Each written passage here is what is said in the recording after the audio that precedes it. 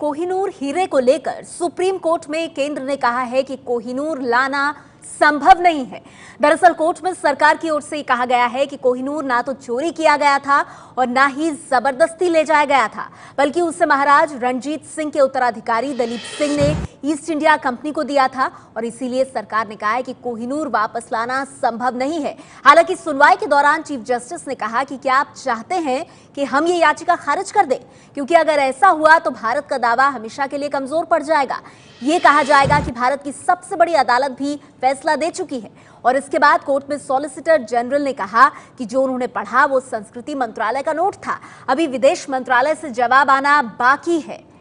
ABP news संवाददाता निपुण सहगल हमारे साथ फोन लाइन पर जुड़ गए हैं। निपुण, ये बताइए और क्या कुछ हुआ आज कोहिनूर हीरे को लेकर, क्योंकि एक तरफ केंद्र सरकार कह रही है कि लाना संभव नहीं है, दूसरी ओर कोर्ट ने यह भी कहा है कि 6 हफ्ते में सरकार अपना जवाब दाखिल करे। देखिए, साफ तौर पर ऐसा नजर आया कि केंद्र सरकार बहुत पुख्ता तैयारी के साथ इस मामले में सुप्रीम कोर्ट में नहीं आई थी। सुप्रीम कोर्ट ने औपचारिक नोटिस नहीं जारी किया था इस याचिका पर आज से 10 दिन पहले, बल्कि सॉलिसिटर जनरल से कहा था कि वो एक रिस्पॉन्स दें आकर कोर्ट को, क्योंकि इस मामले में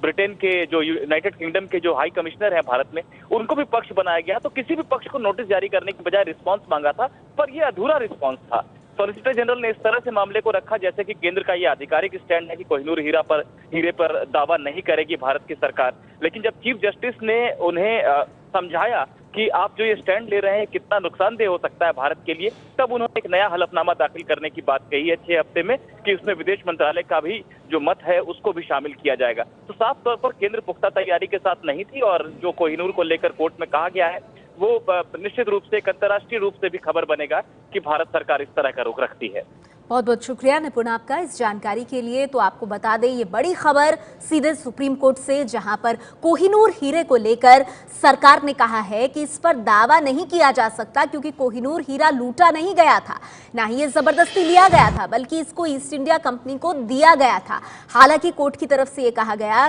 सरकार से कि क्या आप चाहते हैं हम इस याचिका को खारिज कर दें, क्योंकि अगर ऐसा होगा तो फिर यही संदेश जाएगा कि भारत की सर्वोच्च अदालत ने भी इस मामले में फैसला सुना दिया है। और फिर केंद्र सरकार से कहा गया कि 6 हफ्ते के भीतर वो अपना जवाब दे, क्योंकि सॉलिसिटर जनरल की तरफ से कहा गया कि उन्होंने संस्कृति मंत्रालय का नोट पढ़ा है, विदेश मंत्रालय से अभी जवाब आना बाकी है। कोहिनूर पर क्या हुआ आपको बता दें, सरकार कह रही है कोहिनूर ना तो चोरी किया गया और ना ही उसे जबरदस्ती ले जाया गया, महाराजा रणजीत सिंह के उत्तराधिकारी ने उसे दिया था।